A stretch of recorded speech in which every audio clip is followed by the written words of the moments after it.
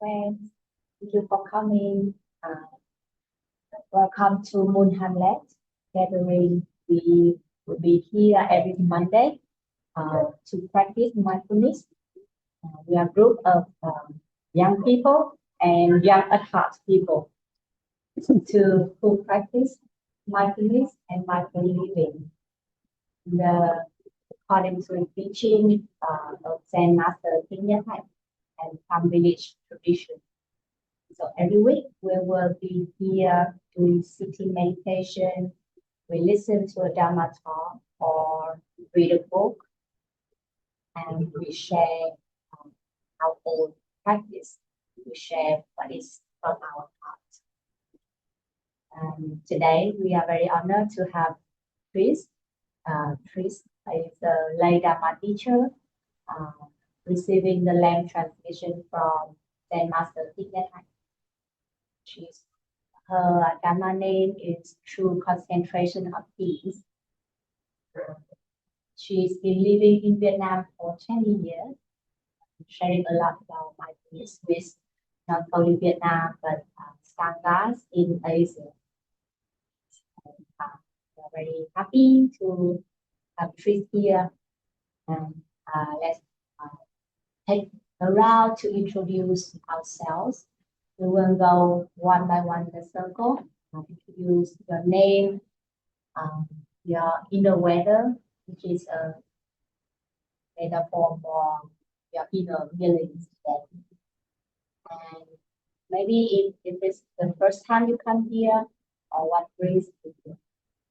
So I will start first and then we go down. So again, my name is Dharma. Today my weather really nice, really sunny. Yeah. So happy to be here.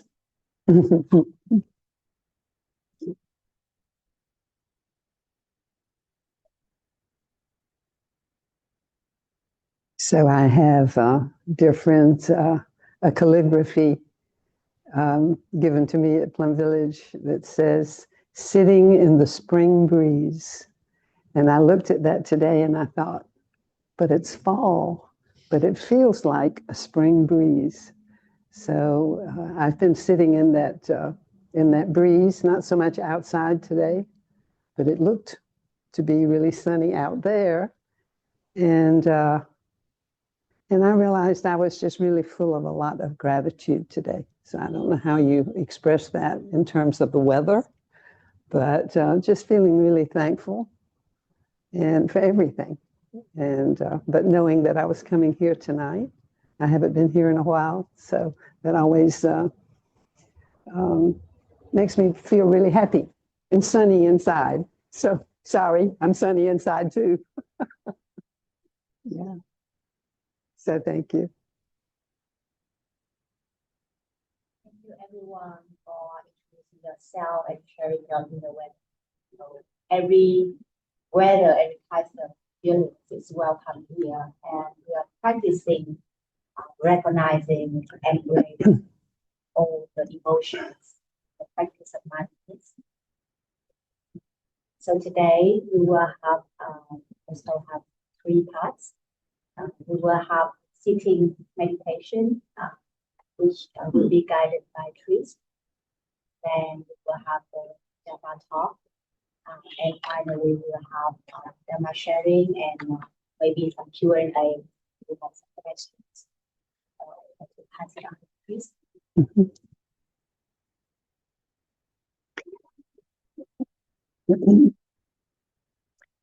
Do we want to sing a song first? Okay. We have a new songbook. Yes, we need to use it. Got it from Thailand. New book, old songs. Yeah, new book, old songs. It has more songs than the previous ones. Oh, we'll let it all go. Let it all go. All right. Which page? It's page number 3, song number 8.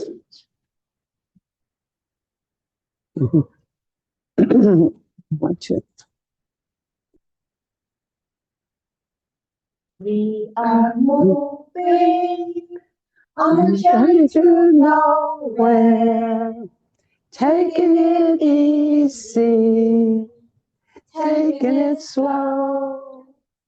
No more worries, No need to hurry, nothing to carry. Let it all go. We're moving on a journey to nowhere, taking it easy, taking it slow.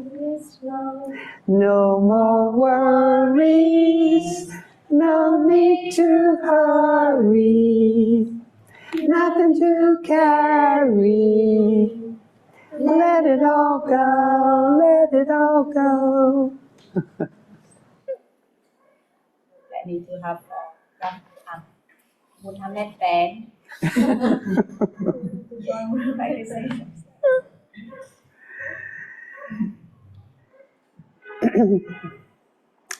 So, dear respected teacher, dear Sangha, I'm happy to know that there are at least 2 new people here tonight.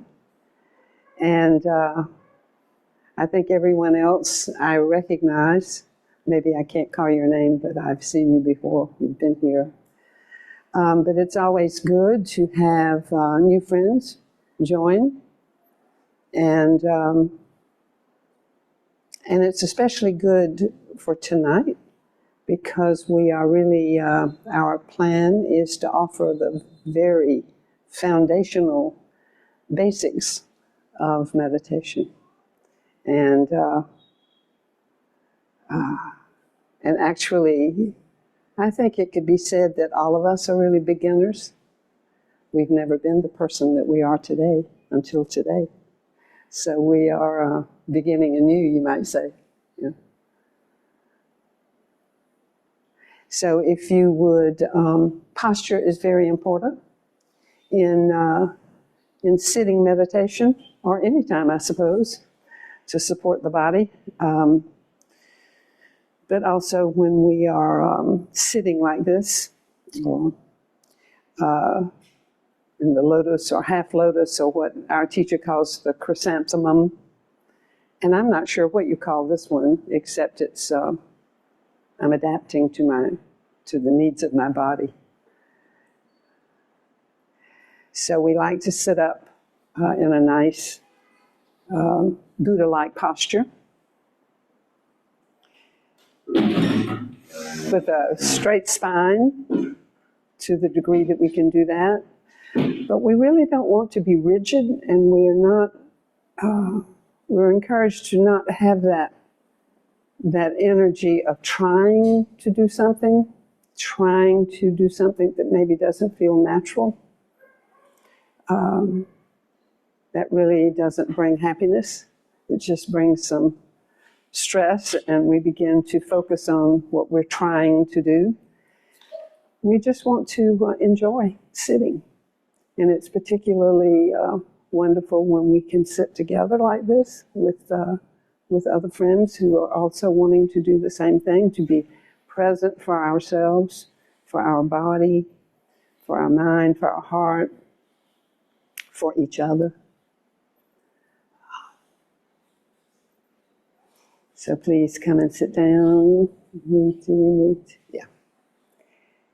You haven't missed a thing.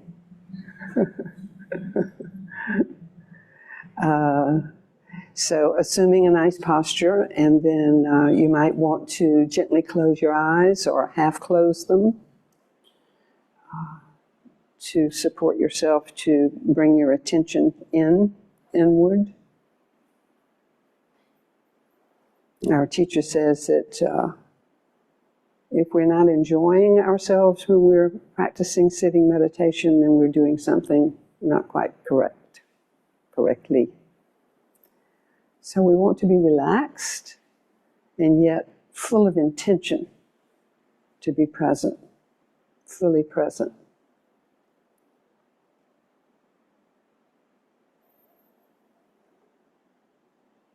So I will invite 3 sounds of the bell. This is the mindfulness bell, and we think of this bell as when we hear it, it's the Buddha calling us home to the present moment, to the experience that we're having right here, right now.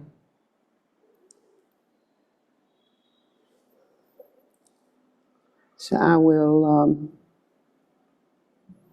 offer this guidance, and from time to time I'll offer a prompt to help us to continue to hold the posture.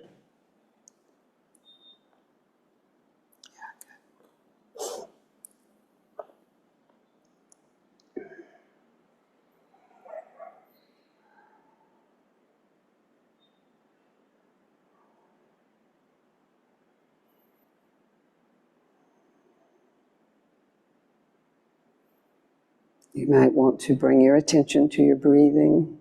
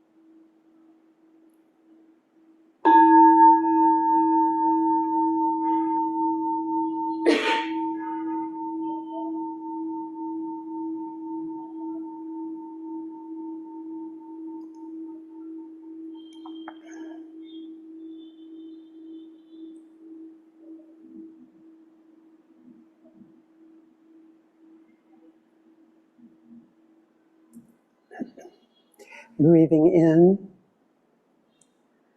I'm aware of my in-breath.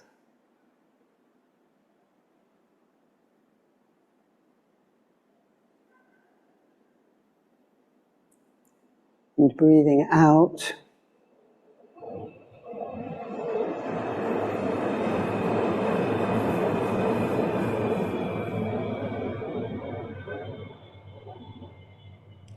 I'm aware of my out-breath.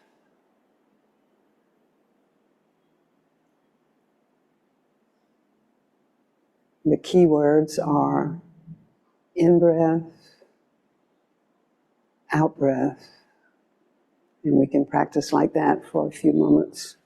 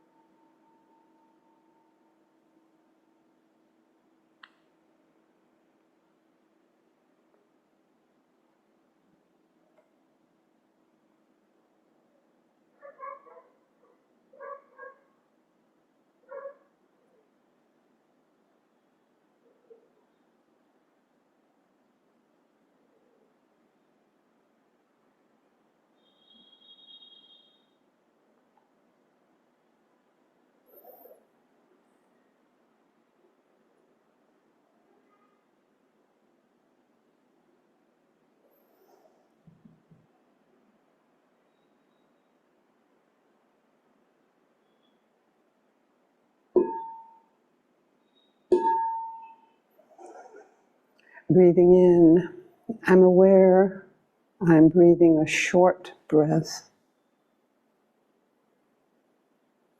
And breathing out, I'm aware I'm breathing a short breath.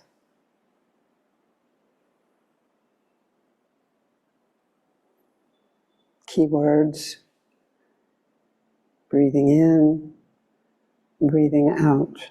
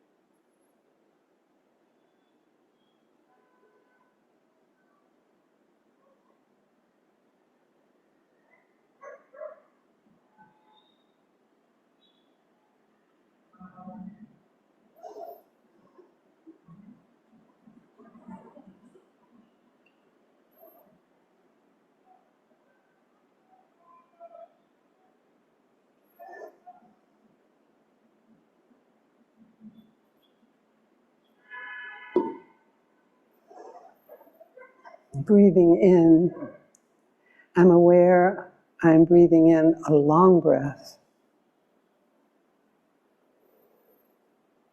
And breathing out, I'm aware I'm breathing out a long breath.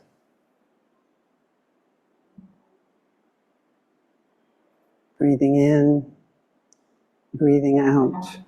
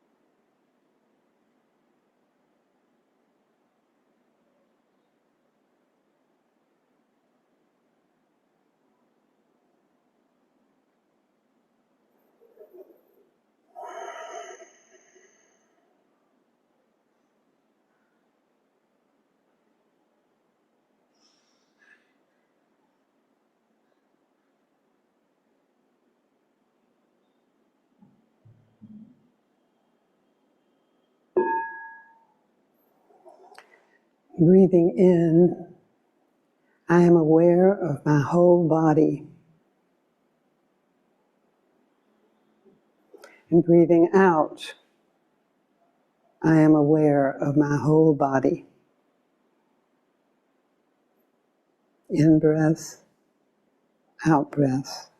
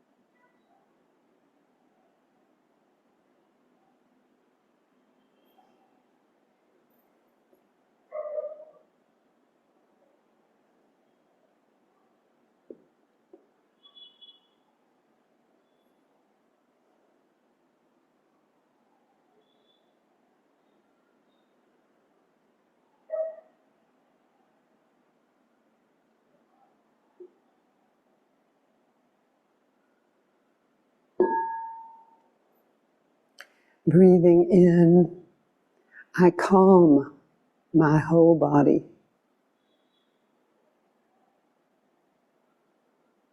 Releasing any tension. Breathing out, I calm my whole body, releasing tension.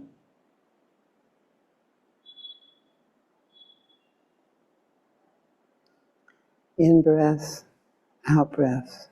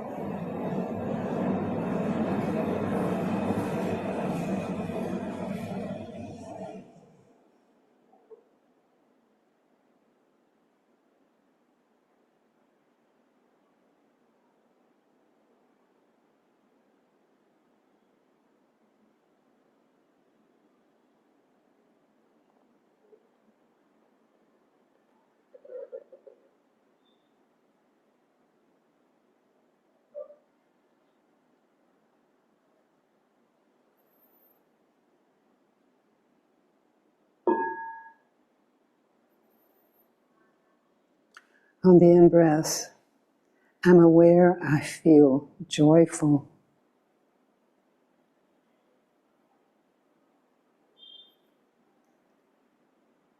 And on the out-breath, I am aware I feel joyful. In-breath, out-breath.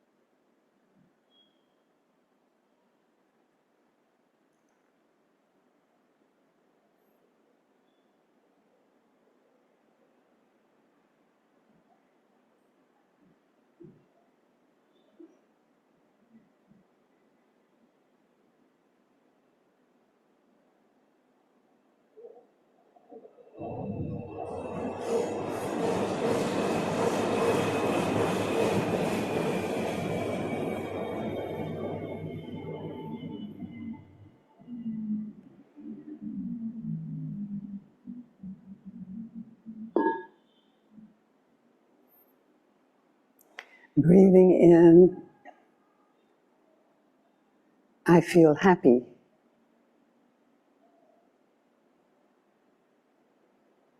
And breathing out, I feel happy.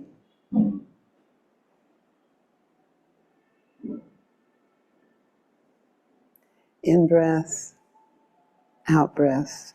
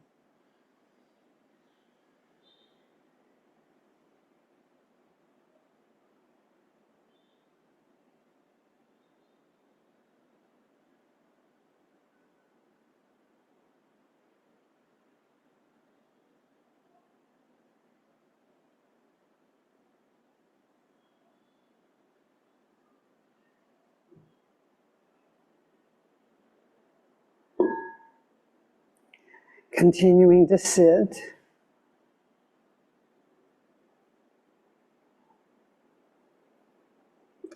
of thoughts, aware of sensations in the body.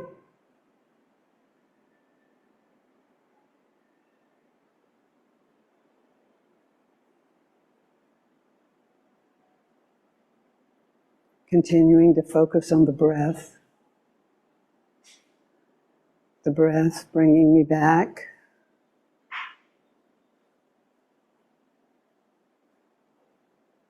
I can simply let go of noticing thoughts and bring my attention back to my breath. In, breath, out breath.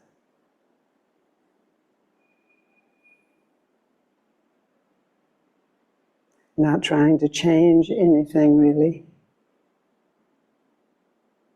Just noticing what is happening inside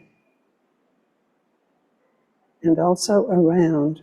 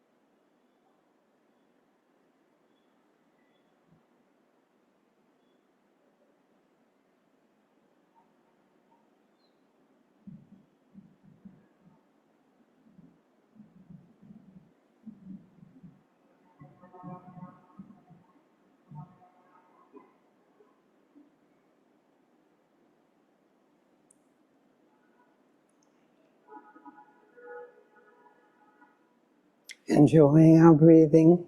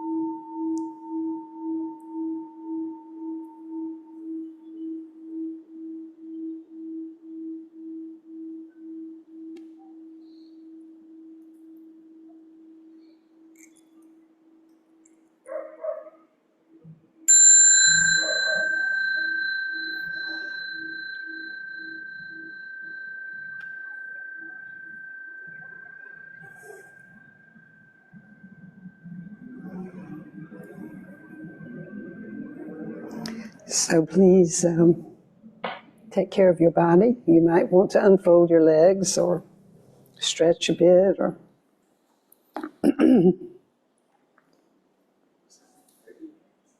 Pardon? I can't hear you, I'm sorry. Is it 30 minutes? How long? Did it feel like 30 minutes? Maybe you were really enjoying yourself. It was 25 minutes.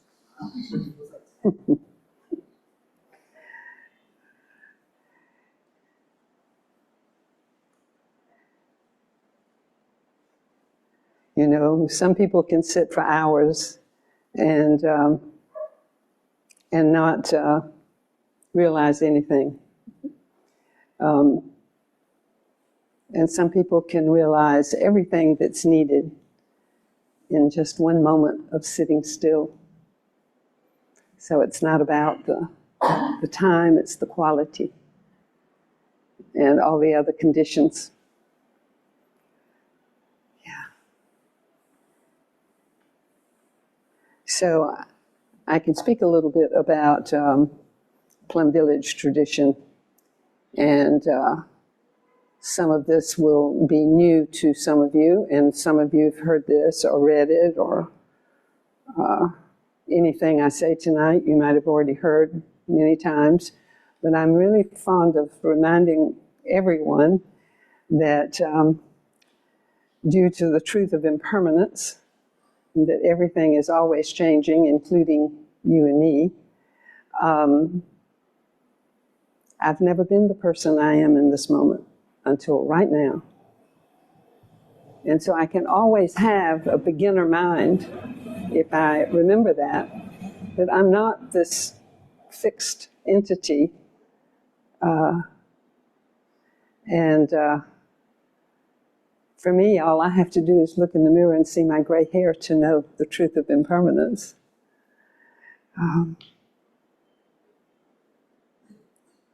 So even though you might have heard something before, I remember sometimes the young nuns at Plum Village, I would hear them sometimes say, he just talks about breathing all the time. You know, I mean, it's like, or, you know, all he talks about is mindfulness. I mean, it's just, so they didn't, maybe sometimes they were just being funny. But I think for some of them, they really felt that, and they didn't understand that, and in fact, maybe their minds were closed, because, which we're all very capable of doing, aren't we? Oh, I've already heard that. And in fact, I half listen because I think I already know that, whatever that is that's coming my way. And an awful lot is lost. A lot of opportunity is lost.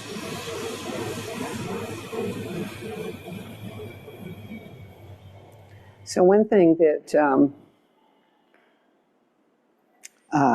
in the Zen tradition that's emphasized is that we do not have to have perfect conditions. Quiet, peace, no train, no noise, nothing to disturb my meditation. We don't think like that at all, because everything throughout the day is meditation. It's an opportunity to see it and hear it that way, including the train. Including the train. Or just to notice what comes up when you hear the train. Is it maybe a little irritation, like, oh, here's the train. I can't hear what she's saying because the train. Are you thinking like that? Maybe. So just notice that. It's not to criticize ourselves. It's really about learning to be mindful of whatever is there without judging it. It's very natural to have thoughts like that. Everyone has thoughts like that. And more. So we learn to just be with whatever is coming up, whatever is present for us in the moment.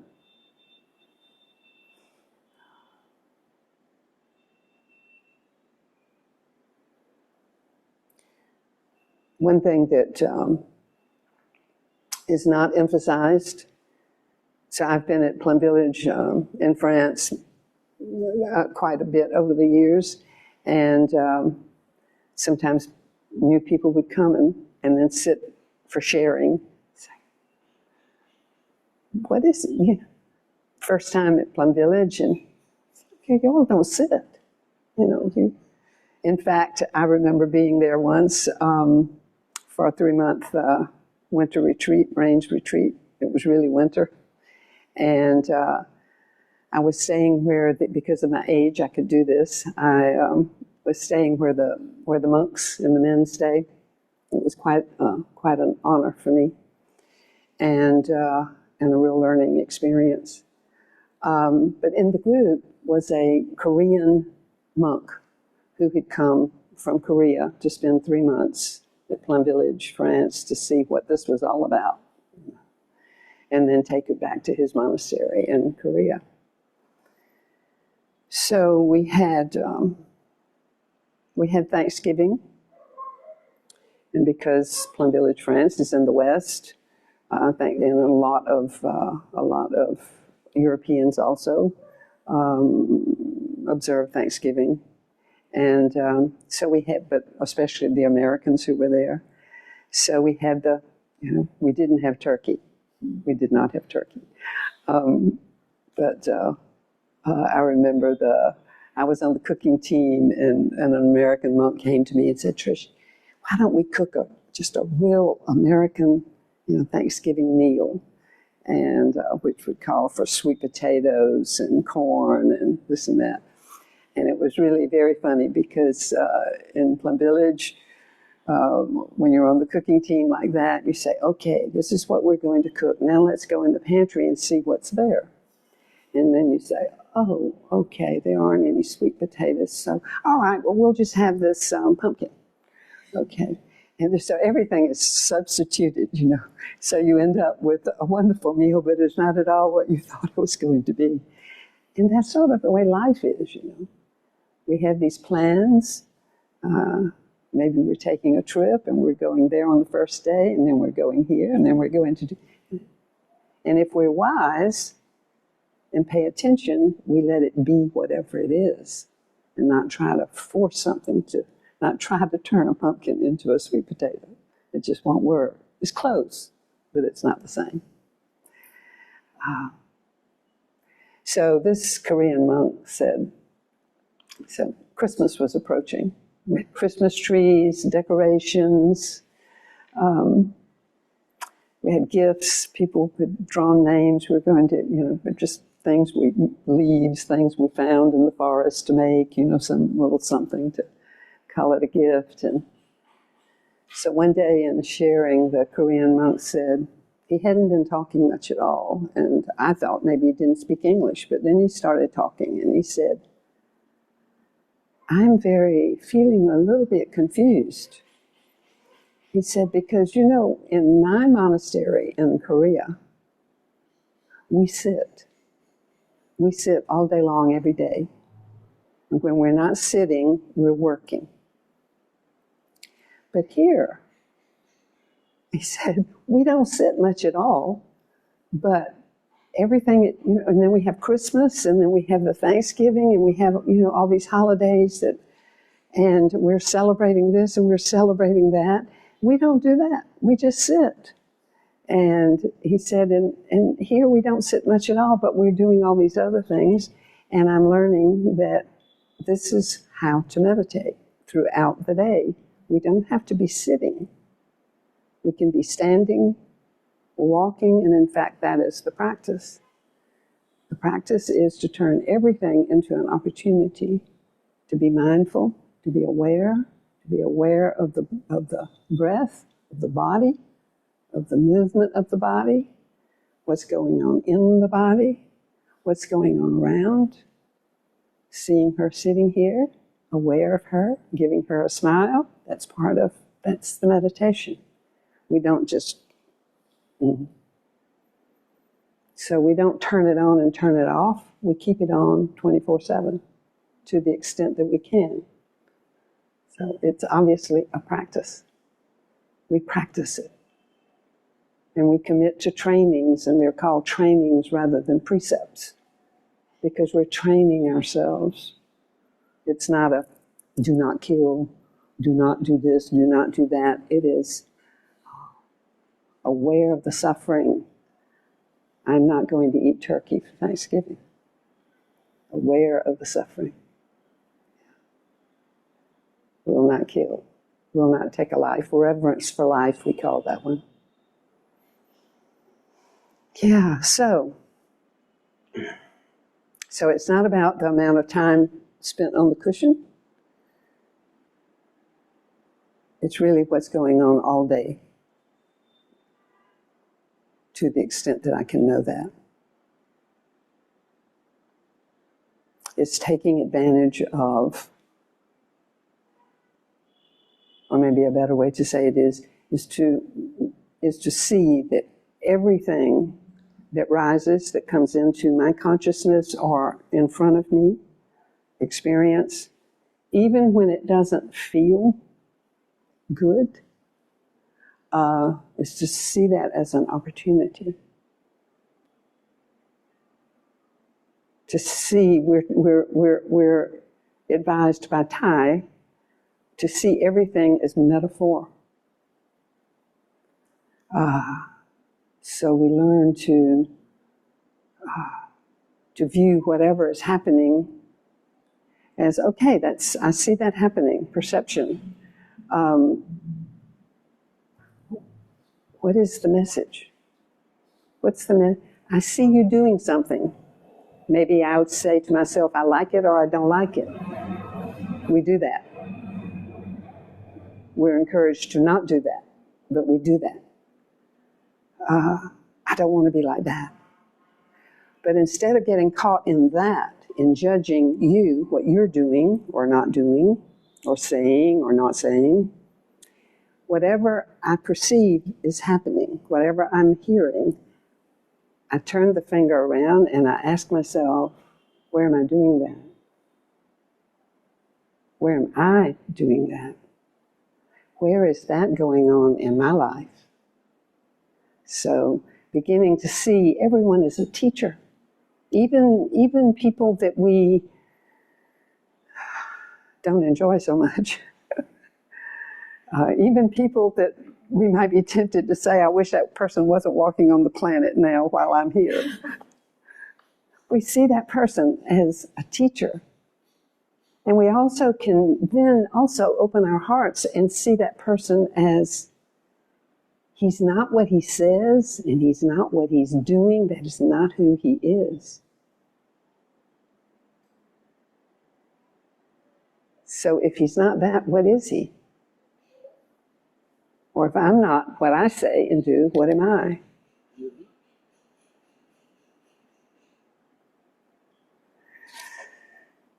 So that's a big question with a big answer. And I hadn't thought that I was going to even go there, but I find myself there now. But it is foundational. It is quite foundational until we can begin to, little by little, and then maybe one day say, yes, okay, I understand it, but still I forget it. That I'm not separate from you at all. You are not separate from me.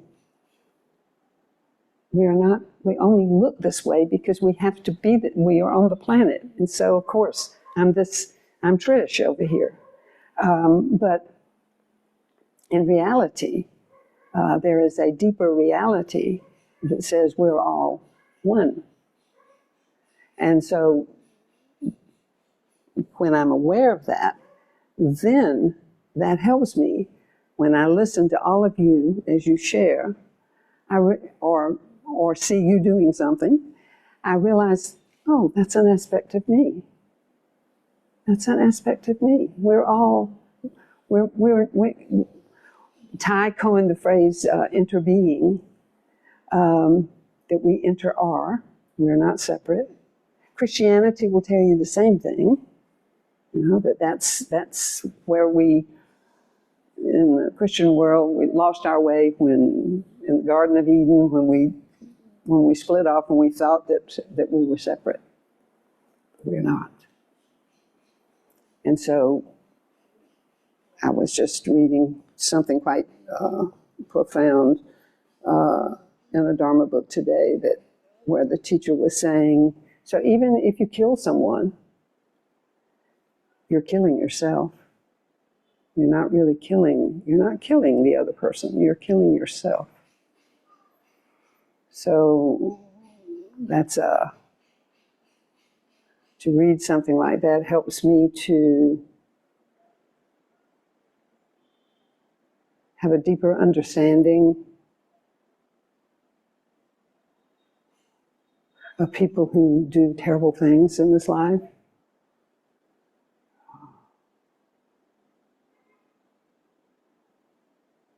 Of course, we judge them.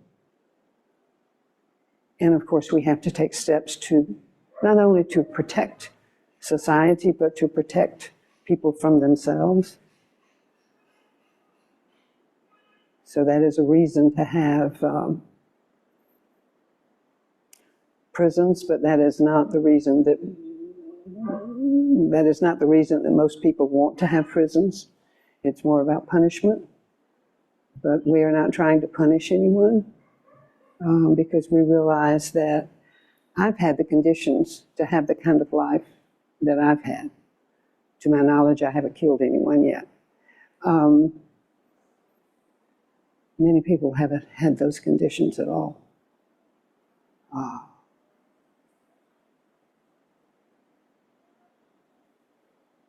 So we learn from each other.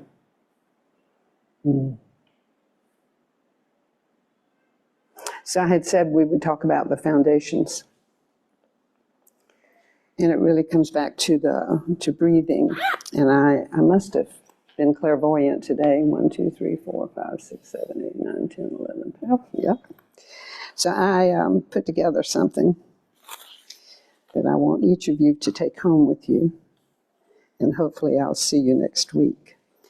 So have you all talked about Kung Fu in here? Not as in martial arts. It's not that. It's not Kung Fu. It's Kung Fu. C-U-N-G. Kung Fu. So it's a kind of analysis, and I was introduced to it at the 2004 winter retreat, range retreat in California with Ty. And for those of us who were there for the 3 months, we received a Kung Fu sheet. So I've done an abbreviated one. So just 7 items here, I think. But we had a sheet this long, and we were to, every night before going to sleep, when we could remember to do it, but usually we could remember because we had roommates. No one had a private room, so we'd see somebody doing, oh yeah, the Kung Fu. So then to sit there and reflect on the day, and how mindful was I? When was I actually aware of my breath when I woke up, before I got out of bed? So that's the first one, waking to the new day. So I've left room so you can put your Monday, Tuesday, Wednesday, Thursday, or do whatever you want, however you want, or not do it at all. You're invited to do this. But it's to help us to see just how basic the breathing is, that we cannot learn mindfulness. We can't train ourselves in mindfulness if we're not aware of our breath. And most of us have spent most of our lives totally unaware of our breathing until we get introduced to it somewhere. Maybe it's in sports. I think in some sports you're invited to, take a deep breath there, or hold your breath here, or whatever, whether it's swimming or football or whatever it is. But for the most part, I for sure had never had anyone, I'd never heard anything about breathing, and I didn't know that I breathed. I just wasn't aware of that. You take it for granted until you start waking up. And then, when I look at my journals from the early 90s, it's really hard for me to read them and to realize that I was that person with those kinds of thoughts and actions and lack of understanding of anything. And it's just, I really highly recommend keeping a journal so that down the road you can see just how much you have changed. Just how much you have changed. If you choose to be in a group like this and spend time with people like this, with like-minded people who are also trying to wake up and to know what in the world is going on and why am I here anyway. And what am I supposed to do with this life that I've been given? We're not the only group doing that, but you happen to be here. You found this group. And so maybe you'll stay with this kind of group. We're all over the world. Or as Ty says, we're a little bit everywhere. A little bit everywhere. A very small percentage of people, but more and more, as the suffering increases, more people, more traffic, more noise, more air pollution, more flooding. We need community. And so people are learning that we need each other. We need each other. And so that brings us to a group like this. So the breathing, very important. When some of you've heard me talk about that I came to this practice through, I started with psychotherapy, grief support. So when we share, I would, if you feel that it's appropriate for you, I would really like to hear some of you share your stories of how you happen to be here, or how you happen to be in the place you're in this life right now, of wanting to learn to meditate, or wanting to know more about Buddhism, or what is it, and what brought you to it? For me, it was my mother passing away. She was not a young woman, but until that happened, I did not know. I didn't realize that mothers pass away. Other people's mothers, but not mine. I just never knew that until it happened. And then it was for me, instantaneous. Within 15 minutes, I heard myself saying, well, the world will never be the same. I feel as though my heart has opened. And that was not my language in those years. I didn't talk like that then. So, but I heard myself say that.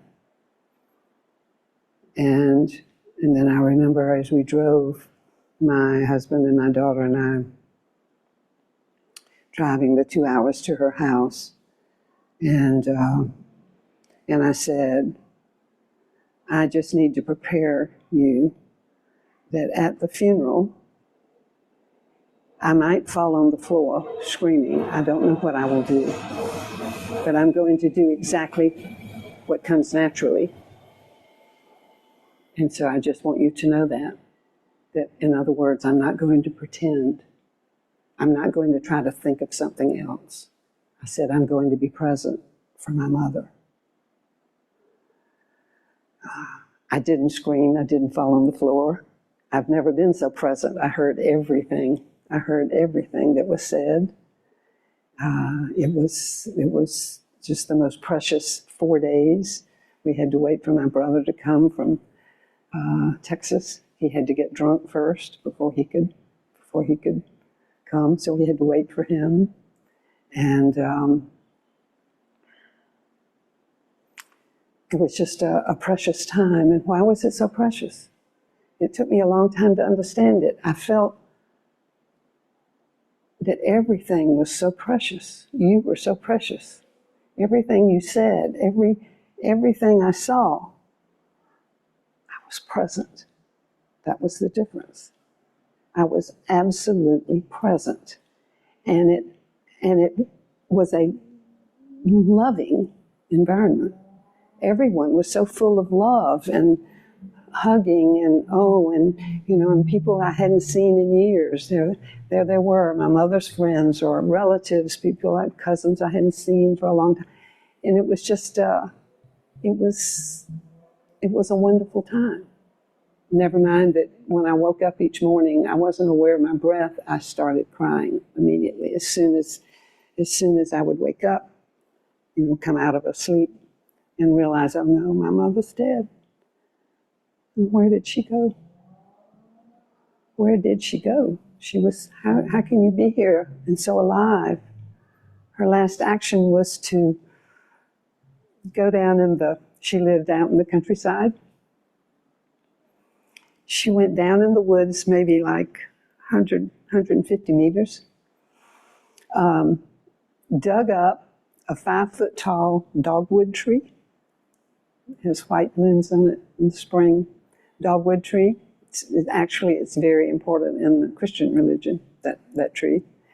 And she had already dug the hole in front of her kitchen window. She dragged that up. She was 82. 82, but she was, which is why it was such a shock. She planted that tree. And she lived alone. Her husband had passed away, my stepfather. And we knew that she had apparently started having a heart attack because the water was still running. She dropped and she went in. She took off her sun hat, put it in her gloves, so the sun was still shining on a Friday afternoon in April. And she dropped those on the floor. She stepped up onto the sun porch. She sat on the sofa, still had her shoes on, and leaned over and passed away. And they found her the next morning. A very peaceful death. And of course, for so many years, I cried because I wasn't there. But then I finally realized how perfect it was, because had I been there, it would not have been a peaceful passing for her. I would have been trying to hold her back. I don't know what I would have done, beating on her chest, I don't know, but it wouldn't have been pretty. And as it was, she had the birds. She had a lot of bird feeders, and they didn't find her until 9 o'clock the next morning, and so she's been there all night with the birds, and that morning with the birds. And some years later, I went to, before I came to this practice, I had found Tibetan Buddhism. I went to India. It was in 1996. I stayed there for 6 months, almost 7 months, and Dharamsala, where His Holiness is. And the last week or so that I was there, the Dalai Lama's sister-in-law, so I rented a room from them, and her mother passed away while I was there, so we had that in common. And she said, you can find out what life your mother took. How do you do that? She said, you just go down the hill here to the Tibetan Astrological Institute, and you give them the information they want or they need, which was where she passed away, location, and the time of day, and her full name, of course. And so I had to guess at the time of day based on her gloves and the hat. And I have it in a safe place, the letter that came back. So I had to have it translated, and it said she had been reborn as a bird. I thought, wow, we're not taught that in our tradition. We don't think like that. And yet, who's to say what? There she was, surrounded by the energy of birds. How did they didn't know that. Dharamsala, India, 8 years later. So someone took me so I was really just quite depressed for several months. And then a friend heard of a psychotherapist, and she came to me and she said, my husband and I are going to her, and she is extremely intuitive. I've never known anyone so wise and intuitive. So she was not a typical psychotherapist. She said she never learned anything from the course she took at the university. It was from her personal experience. So I worked with her for 10 years, sitting in groups like this, except that she was the teacher and she was a therapist. And our teacher, Thai, says that the person who births you spiritually is your root guru. And she did that for me. So in staying with her, it wasn't about religion at all. She didn't introduce me to Buddhism, none of that. It was, she helped me to learn to breathe and to realize I had a body and that my addiction of choice had been happening from here to here, thinking. I had grown up trying to understand what was going on between my parents. So I acquired the habit energy very early of analyzing, of trying to figure things out, solve the problem, thinking, always thinking. And in that process, totally lost contact with my own body and couldn't tell you what was going on inside of me at any given moment. I knew, of course, I could say, I'm angry. That was a good one. I could say that. I'm angry. I feel angry. But I didn't, there are this many adjectives and adverbs to describe what's going on inside of you at any given moment. And I knew about 3 of them that I worked with. But all those other subtleties I didn't know because I just was not in touch. So maybe some of you have had that kind of experience. Yeah. I remember when I took my first yoga class. It was a very, actually the teacher I think had never really had any training, but he was just really a wonderful man who wanted to teach others what little bit he had learned. Yoga was not a big thing yet in that part of the country where I was living, southeast of the U.S. Very conservative area, Bible Belt, it's called. And you know that, I'm not going to switch my position, but when you do this, and you're looking back, and you're opening your chest, I remember it so well. I felt all this energy in my chest, and I cried. I was so moved by feeling what I was feeling in my body that I was not accustomed to feeling. It was like it was somebody else's body coming alive. One of the first things she had me do when I started going to group was to go for regular body work, massage. I highly recommend that. We don't need to compare, but we do to make a point anyway. And so I'll just say that massage and body work has been as important a piece of my journey as anything, including our teacher Thai. I can say that. Because it's on the massage table where I learned not to go to sleep, but it's a meditation on the body. So, and it's where I learned, it was where I became aware of touch that I could trust, and where I learned respect for my body by the respect that was being offered to me by the therapist. It was, and it's still like that for me. I go every week, and I'm thankful that I can do that. I know that everyone cannot. But I highly recommend Yakushi. I don't work for them, but I'll give them a plug anyway. No tipping allowed. And yeah, 380,000 for 85 minutes. And it's not, I don't go for I don't disregard the feeling good, but that's not why I go. It's as important for me to go there as it is for me to come here. It's the same sort of experience. I'm there for myself. Yeah. For my mental health, emotional health.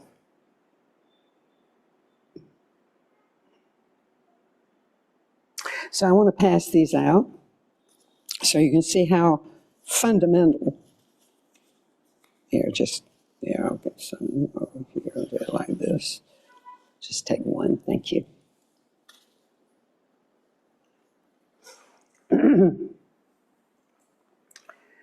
So I think what you might find helpful is just to see how elementary, these things that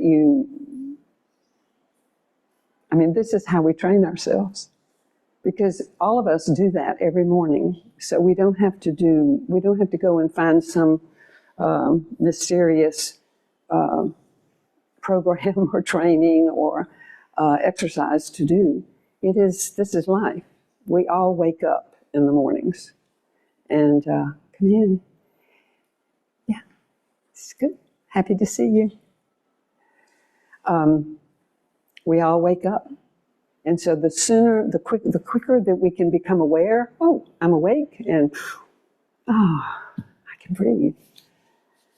And then what I do, I've learned, and especially at my age, it's easier for me to remember this. Thank you, I woke up. Thank you. Yeah. Not to take that for granted. It's not only about age, Young people pass away all the time. So it's about being aware of this precious body and precious life, this precious opportunity that you have, to not waste a day of it, not to waste any of it. I am so grateful. So I want to share a moment about, and then let you all share, but I want to, Wang is part of this.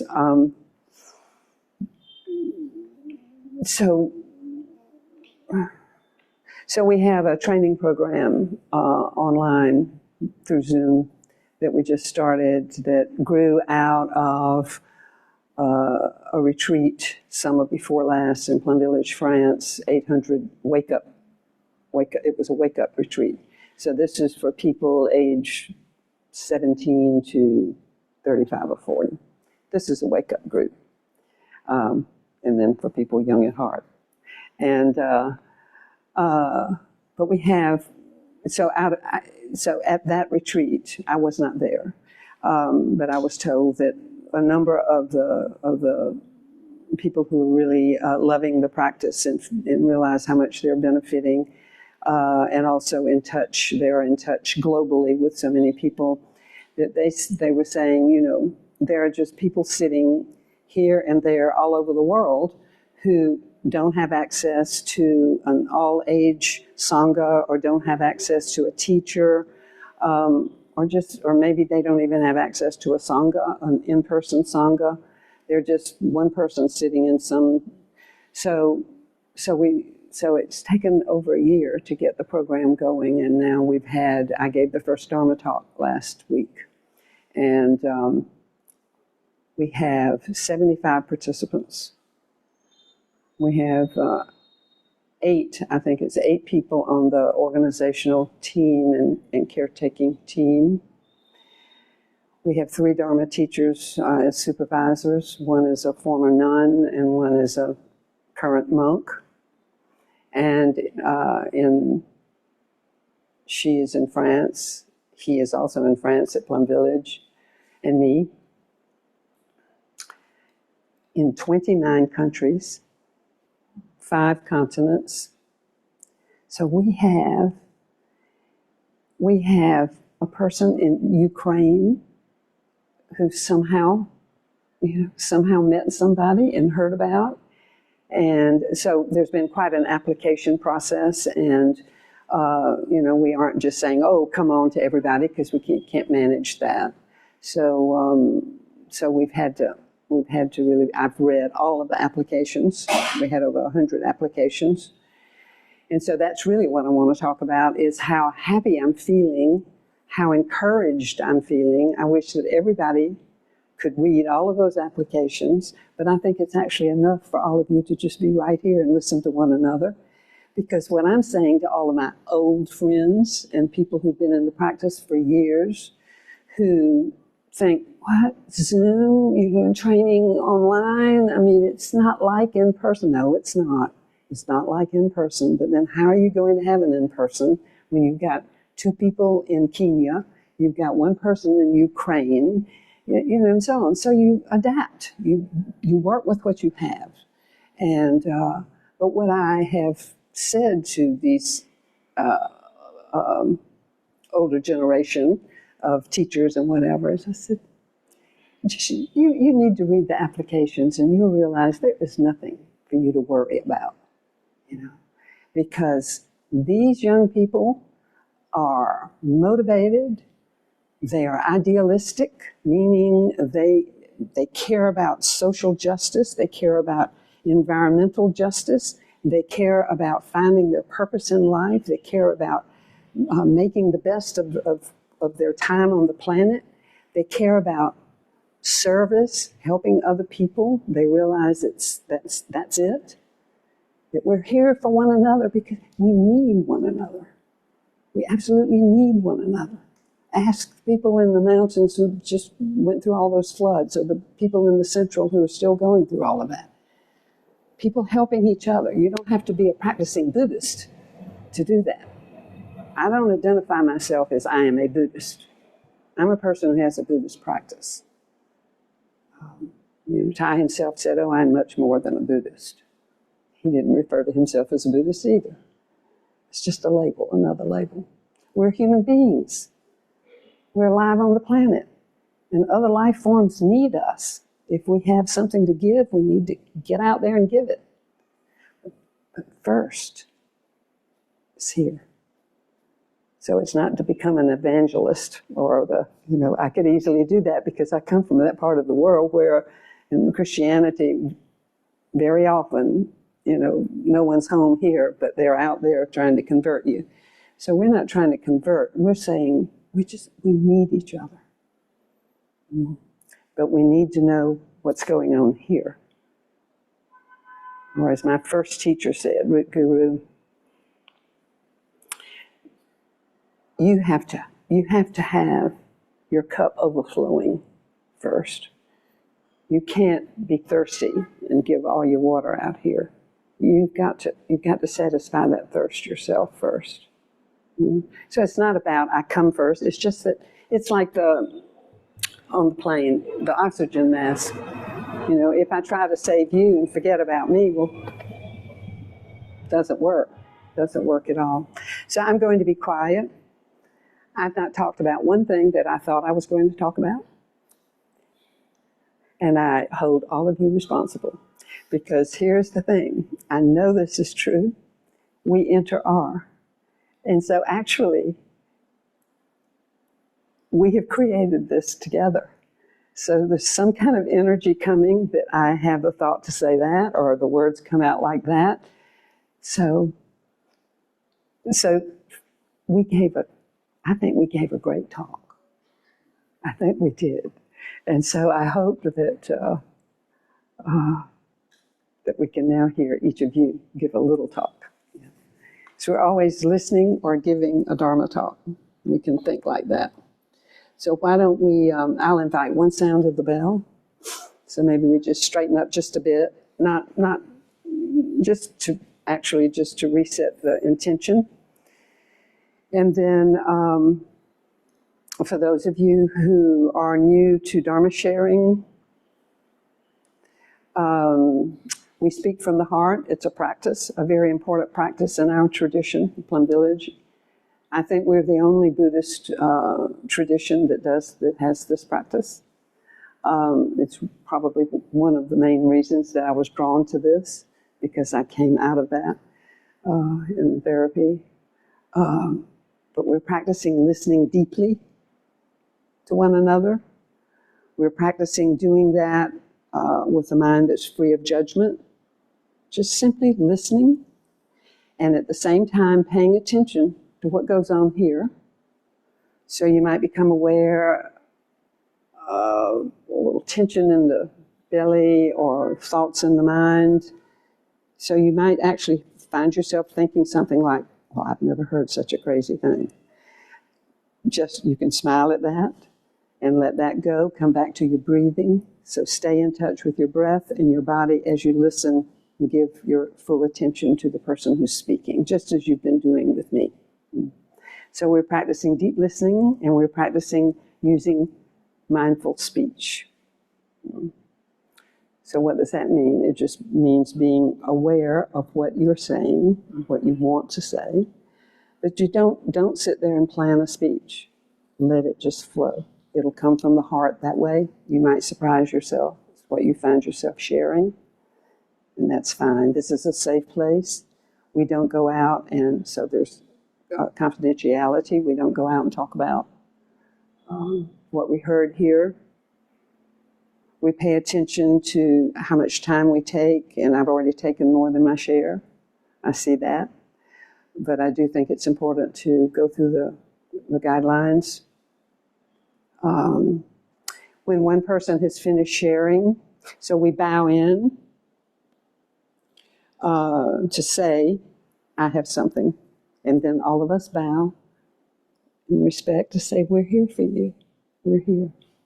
And then when you finish, we don't know you've done. You've finished until you do this. And then we bow in acknowledgement. And then we take 3 nice breaths before the next person speaks. So do you normally do it just sort of popcorn style, whoever wants to? Okay. So have I covered most everything? We don't give advice. We don't crosstalk. So if she says something or he says something and you've had a similar experience, you don't say, oh, I've had what I found. And what you say is for the entire group. The entire group benefits. And no one wants unsolicited advice. That really can be upsetting for people. It's like, I didn't ask for that. There might be something you want to share that you hear yourself saying, if anyone has an experience with this, I'd appreciate. And you might later go to that person and say, well, actually, I have had an experience. If you want to meet for a coffee, we can talk about it, or something like that. So Trish bowing out. I'll invite one sound of the bell.